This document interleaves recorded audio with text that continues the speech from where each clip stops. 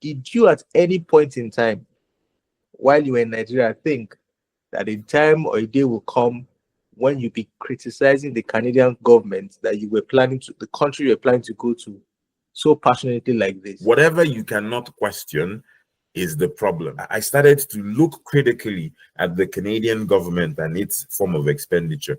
And, I started to get PTSD because I know where I came from. This is giving me very serious Nigerian vibes. Oh, this cannot be happening here. I don't want Canada to become Nigeria. But every day, it's becoming clear that Canada is probably Nigeria that went to Harvard. And wow, the things I have found, they are mind-boggling. For instance, the Canadian government gave Ghana $20 million to fight defecating in beaches. If I'm driving out on the street and I see a Canadian jumping into a refuse bin because they are hungry, bro, it's my taxes that should take care of that person. You are taxing me 40, 45, 30%. You're taxing us to death, and you're just pissing the money away. Someone sent me a message the other day that someone in Ottawa has been waiting for a family doctor for 10 years. How is that a country that wants to go forward? In Nigeria, as hopeless as we say it is, I can go get to a doctor and get my test done and go home. So moving here now as an adult, after having experienced that in Nigeria, I wasn't going to copy and just, lay idle to say whoever is in government, whatever they do, that's fine and everything. And over here, you won't feel the effects more. Every policy government, puts in place, it kind of shapes your life to an extent. I see people ride on the streets and I see Canadians struggling. I'm in WhatsApp groups in our community and I see people, even Canadians, come out to the group to say, you know what, I need help. It's sad when you see things like that. And it's sad when you turn on the news and you hear the Canadian government just donated $50 billion to Ukraine, $50 billion to Afghanistan, 50 billion, and you're looking at it that, look, isn't there a way you're supposed to look inwards first to help your people? You both have not been shy of criticizing the Canadian government. And I'm sure before you came to Nigeria, you were like many Nigerians who would criticize their government for inefficiencies, for this, for that. So my question is, did you at any point in time while you were in Nigeria think that a time or a day will come when you'll be criticizing the Canadian government that you were planning to, the country you were planning to go to, so passionately like this?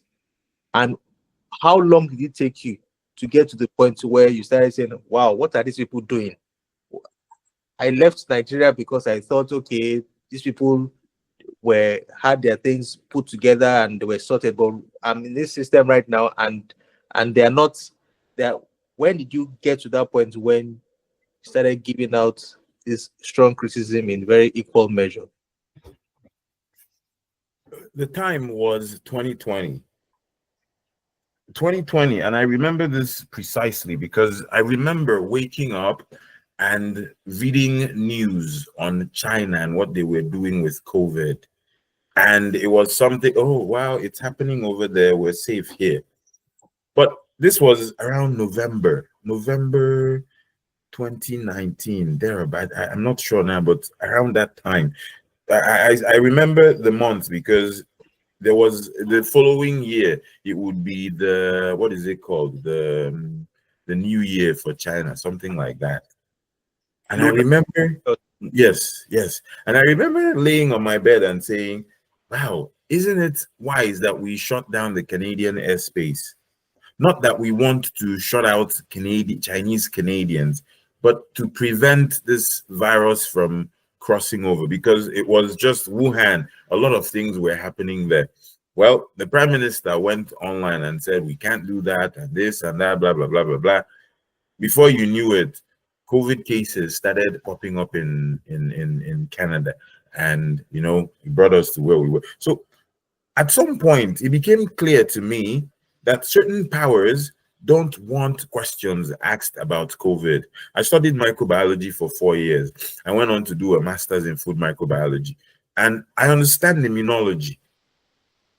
It became baffling to me that the word vaccination, its definition was changed from what I was taught in school to something else, just to suit whatever that was they were doing at the time. That's like alarm bells started going off in my head. As a scientist, my training tells me whatever you cannot question is the problem.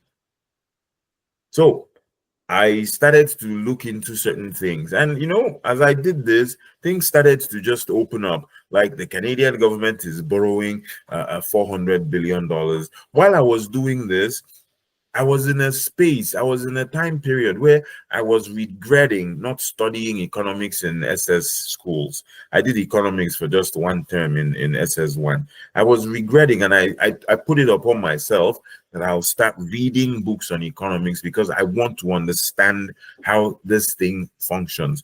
As I was reading all of this, I was looking at the Canadian government expenditure. And in 2020, I said, yes, it might be wonderful that all this money we're borrowing, but at the end of it all, we will be stuck with inflation. People called me all sorts of names. They said I was anti-poor. They said I was anti-vaccine. In fact, I had to produce my passport to show that I have taken 2 COVID shots, and that kind of died down. I said, my issue is not whether you take the vaccine or not. My issue is that the questions that we need to ask, we're being told not to ask. With CERB, which is the government just giving out $2,000 to keep the economy going, which made sense. But then you could see that it was getting up. Even while it was happening, you could see it was getting abused. 14-year-olds, 15-year-olds who were living in their parents' house, who had no jobs before COVID hit, were getting this money. You simply apply and you get it. Now, some people are told to pay it back. I don't know if they're paying it back. Even the tax man had its staff found to be, dipping into that fund. So, while all of this was happening, I started to look critically at the Canadian government and its form of expenditure. And, I started to get PTSD because I know where I came from. I'm like, this is giving me very serious Nigerian vibes. This is like, no, this cannot be happening here. And I jumped on my desk and I started to dig into information. I started to put up things on Google that will give me news strictly from Canada and the Canadian federal government. And wow, the things I have found, they are mind-boggling. For instance, the Canadian government gave Ghana $20 million to fight defecating in beaches. Now, there's nothing wrong with this. I'm all okay with that. But if I'm driving out on the street and I see a Canadian jumping into a refuse bin because they are hungry, bro, it's my taxes that should take care of that person. You ignore him and you're shipping off money abroad. The Canadian government has sent billions of dollars to Afghanistan, the Taliban in Afghanistan. Why? And so many things like that. There's an entry in the Canadian budget book that says other transfers that has over $100 billion in it. It's just money for Sarah, just where you live, every living soul, praise that, just dish it out. No questions asked. The Lord is good. The Lord that answered by fire. Who doesn't have offering money? You will be my God. The Lord that answered by fire. Bro, stop. You are taxing me 40, 45, 30%. And that's what you're doing? Guess what? When I started to expose these things, guess what happened? People came for me. Why are you saying all these things? Why is it that you have to say these things? How dare you say these things? I'm like, bro, I'm not the problem here. The problem is the politicians who are doing these expenditures.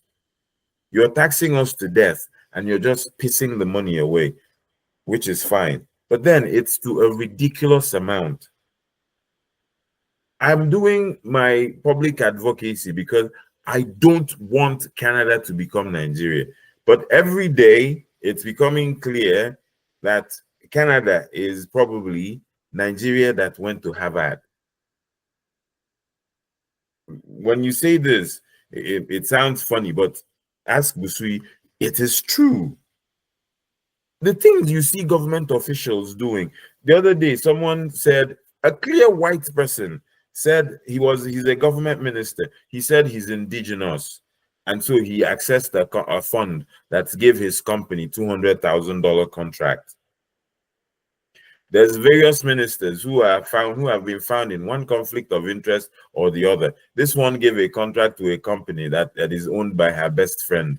This one is giving a contract to a company that is owned by his wife. Things like that. Why are these things happening? Many people don't know.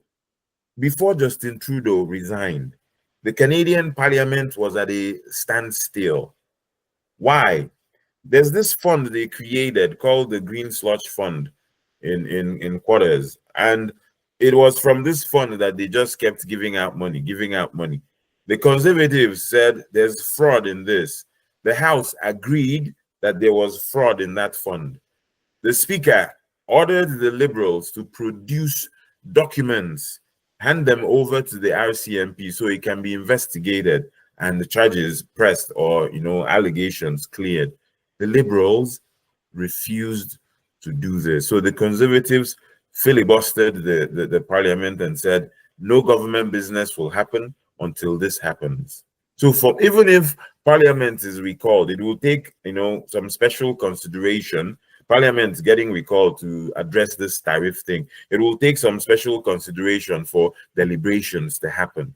So how is it that Justin Trudeau, here is a man who in 2014 was saying that Stephen Harper did this, Stephen Harper did that, and he did all of those things. I'm not here to shill for Stephen Harper. I don't care about him. He's done and he's gone. But if you criticize Stephen Harper for proroguing Parliament twice, for getting involved in some financial scandals, Justin Trudeau, you have surpassed Stephen Harper in all ramifications.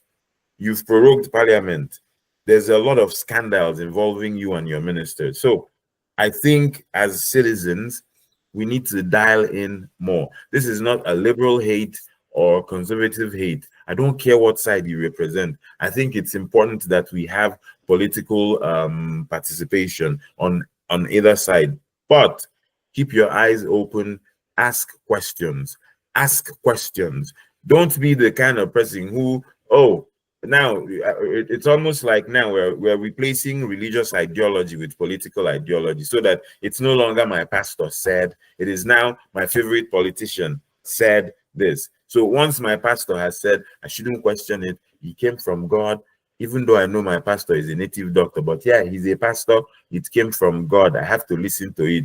Now we are saying the same thing about politicians. Even though I know this person, I'm smarter than him, I'm more educated than him, but because he has said this, my ideology says I have to believe him. Ira, ask them questions. We'll build a flying carpet that will move from here to Saskatchewan. Ogbeni, how? How will we do it? Where would the money come from? How will that? Ask them questions. Ask them questions. In answering those questions, they will say things. You can elect them tomorrow, but you can always go back and say, when you came for my vote, you said you would do this. You're not doing it, oh. You're not doing it, oh. You're not doing it. So therefore, tautology. When next you come, I'm not voting for you, oh. We need to start holding these guys accountable. So this is what has informed my deep dive into the economics of Canada. It's been very revealing. It's been very refreshing. I have enjoyed doing it. Most people think that I hate Justin Trudeau. I don't hate him. I don't know him enough to hate him. As my prime minister, I dislike his approach to governance. It's very hands-offish. We have a trade war coming in 23 days. He's gone to France. That's a very serious-minded prime minister. You should be in your office every day answering phone calls, shaping policy, making pronouncements to make sure that this tariff is avoided. What is he doing? He's playing politics. He's using the hate around Trump to shore up his base of support. so that his anointed man will get the job and subsequently become prime minister without having a seat in parliament. It's allowed in Canada. That's okay, but it's not the norm. So that's my story. I find that, you know, it's important that we stay dialed into politics. It affects every facet of our lives. It affects the way I raise my kid. It affects how much money I have in my pocket. It affects the food I eat. It affects my medication. Someone sent me a message the other day that someone in Ottawa has been waiting for a family doctor for 10 years. How is that a country that wants to go forward? In Nigeria, as hopeless as we say it is, I can go get to a doctor and get my test done and go home. But in Canada, where healthcare is free, I have doctors driving cabs. Family doctor in 10 years. Oh my goodness. Oh my God. Yes, these things are happening. Wow. But, you know, if you say them, they say, oh, why are you always saying negative about Canada? I'm not saying negatives about Canada. I'm just saying things, I'm highlighting things that I want attention. I want these things fixed. Stop saying Canada is a G7 nation. Yes, it's a G7 nation. There's also, G string also has G on it, and it has nothing around the ass. So, I mean, that's why I said I will stop. Oh Lord. You see, are you not sure that don't you think Emeka said everything that you would? I would like to you. What I would like to. Yeah, I even said more. Yeah, I said everything. I said more. But should I say usually what my own answer to that question is this. You know, growing up at a point in time when you're growing up, you're young. Sometimes you don't pay so much attention to the government, you know, whatever, like when we're in Nigeria, what they do, how, you know, things they do. You don't pay so much attention. But you know, when you grew up to an extent, you realize how much of an effect government has on your life in terms of policies, in terms of, you know, things the government does. That's possible, say, but no, I think you need to restructure the statement that you don't pay much attention. Why? Because you left Nigeria as an adult, so you no. And I mean when you're younger. I meant when you're younger. I was not talking about when you're younger. I'm talking about you as an adult who you left because there are many policies that failed in Nigeria. If Nigeria was, I was coming to that. I was coming to that. But when when you're growing up, you now realize that look, a lot of these things I'm not paying attention to has an effect, a major effect. Before I left the country, you know, I left before this last election, the whole Tinubu and everything about Buhari. But should I tell you the truth? I think that the government that came in and Nigerians, it really affected Nigerians, and Nigerians really woke up to say, wow, government can really have an effect on you was the Buhari government. So an extent, Obasanjo to Yaradua to good luck. Yeah, there were some policies that affected you, but it didn't have that much effect or that much change that much on like when Buhari came into government, where there were policies that really affected you, and that really prompted. I think Buhari's period was the period that a lot of young Nigerians really realized and said, you know what, I need to leave this country. I need to stand up and I need to leave this country, that Buhari's period. So even right now, with, you know, Tinubu being in power, a lot of people feel it. I've listened to a lot of people who had businesses, and right now, a lot of the policies of the government, it's really, really affecting them. So moving here now as an adult, after having experienced that in Nigeria, I wasn't going to copy and just, you know, lay idle to say whoever is in government, whatever they do, that's fine and everything. I had to pay close attention in terms of, and over here, you won't feel the effects more. Every policy government, you know, puts in place, it kind of shapes your life to an extent. Every new tax policy and whatever they do, it shapes your life and it affects you so much over here. And having looked at a lot of those things, especially looking at the government in place, you know, when you come here, the truth is that this place, the issues that they have is quite different from Nigeria. In Nigeria, one of the issues we have majorly is infrastructure. And a lot of Nigerians say that, look, if you can fix infrastructure, you've gotten the heart of Nigerians. But the thing is that, should I tell you the truth, human needs are insatiable. So even if the government comes in place in Nigeria tomorrow and fixes infrastructure, all the roads are good, there's 247 electricity, there's pipe-borne water running everywhere, there's da. We will not get to to a more mature stage of, should I say, politics, to say, okay, what next? What ideologies or what policies are you now putting in place to help this, to help that? So over here, when I came in here, infrastructure, yes, infrastructure works, all these things work, regardless of the government put in place. But you've realized that, look, a lot of the policies that the present government has, the liberal government, in terms of how they handle the economy, and when you understand a lot of things, the liberal government, number one, is supposed to be a centrist government. Let me put it that way. You're not supposed to be leaning either left or right. You're supposed to be the centrist government, whereby you are the middle point in terms of between the left and the right. But you realize that the liberal governments nowadays have leaned so much left that they are almost delving into socialism. They have leaned so much left that you can see that government is almost getting involved in your lives so much, and government is almost controlling how the family is, in terms of what your children learn in school, what you can do in your family, how you can live your life and everything. And that's something that a lot of people do not like. How you can spend your money, taxes and everything. And nobody is saying that, look, government shouldn't help people. I see people ride on the streets and I see Canadians struggling. I'm in WhatsApp groups in our community, and I see people, even Canadians, come out on the group to say, you know what, I need help. Me and my children are struggling. We don't know if what we have can last us going to the next week. It's sad when you see things like that. And it's sad when you turn on the news and you hear the Canadian government just donated $50 billion to Ukraine, $50 billion to Afghanistan, $50 billion. And you're looking at it that, look, isn't there a way you're supposed to look inwards first to help your people and help your economy to ensure that people are thriving before you even look outside? And you realize that, I don't want to spew too much over here, but you realize that, look, Canadians are hardworking people, and Canadians are not people who do not want to work. Majority of. And if you create the thriving environment and the thriving economy for them to work, they will. But right now, it's like the government is stifling them. People can hardly keep head above water.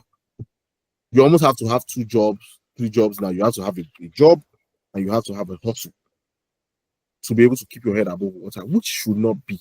When I came into Canada at that time, if a household income, maybe husband is earning $70,000 a year, wife is earning maybe $40,000, $50,000 a year. Trust me, Shegun, you guys are more than all right. You guys are more than doing all right. You will be able to pay your mortgage comfortably. You will go on your vacation. You will be able to take care of your children. But right now, even household income of 200,000, they are struggling. It's a struggle right now because inflation, when interest rates went up, people almost lost their houses and everything. So when you look at some of those things and you look at what the rhetoric is from the government, and it's like the government is not in tune with reality, there is no how you won't criticize the current government. And you know what? Someone mentioned this thing. It says that, look, the work of the conservatives is to always come to repair the mess that the liberals or the left have done, because they are the ones who come and fix the economy. They come and the truth is that when the conservatives come, it's always it's going to be a painful period because there's going to be a lot of cuts. So a lot of people who are very dependent on social benefits are going to be hit hard. But there are people who come and they always believe that investing in the real sector in the boost the economy, expanding how I put it, resources, revenue, boost the economy. Unlike they don't believe so much in social benefits. Although Canada whatever government comes into Canada to an extent, you will still have to provide social benefits to an extent, but not as much as probably the liberals or whoever, or if it was the NDP. Those ones are total socialists. And so, just like I was mentioning, that the liberals right now have dealt so much left, even the conservatives right now are now seen as the centric party, as a party from in the center, because they are the ones saying the common sense things that you can resonate with. That this is common sense. This is what makes sense that we should do. And a lot of times you are almost being gaslit by the current government in place in terms of a lot of things. Like the way the world is right now, you can't say some kind of things because it's like you would offend some people or you provoke some kind of reaction from people. But we know what all of us, all inside ourselves, we all know what the common sense is. We all know what the right thing is. Everybody goes outside and everybody pretends like all is right, and everybody is trying to be politically correct, and you do not want to say some kind of things. But we all know the truth in our minds that, look, this is not right and this is not working. And that is what has really made me, sometimes come out to talk against some of the policies of this government. Say, this is not making sense at all. Let's say that. I can, like I said earlier, I think I can feel the frustration. And there are many people like you who feel frustrated like this too. Even in Nigeria, in any country, if you feel that things are not going right, and despite the fact that you can say, well, my own statement, my own case is different, but like you rightly said, the government's policy has a way to affect your bottom line one way or the other, directly or indirectly. Even if you're doing better than somebody else, you could do much better. But policies are that. So thank you guys for such a very very enriching conversation. I hope the tariff doesn't come to stay, because things will be very expensive. This only God knows what will happen. And maybe this video having now, you just be shouting and carrying placards because it's always going to be a tool that Trump will use. When it's like when someone blackmails you and you pay once and you think that that's all. But I think, well, people, the tool will no longer be very powerful anymore. People will just wake up. There are other countries who are watching. In my opinion, I think they're watching and they're looking at how he's behaving and how he's acting with this tool, and they'll be working behind the scenes to ensure that they don't find themselves in the position of vulnerability like this. You don't want to be that is what it should be. But the truth is that not finding yourself in a position of vulnerability, it takes time and effort. Yes, Canada has pushed itself so much to a position of vulnerability. A lot of pipelines that were supposed to be built from Western Canada to Eastern Canada to supply crude oil so that you can supply the European market has been cancelled. Those pipelines don't get built under 10 minutes. It takes time to build it. Long-term projects. Exactly. Those are long-term projects. So how do you implement all that? The only thing you can do right now is that you can start working on that to ensure that, look, in the future, this kind of thing doesn't come up again. Exactly. But you have made yourself vulnerable to that point that your economy is so much dependent on the US economy. Unfortunately for you. So thank you so very much. Thank you, Busui. Thank you for joining. And thank you, Uncle Peter, for joining. Guys, thank you so much. And sorry for coming late. I know it's fine. That's a good one.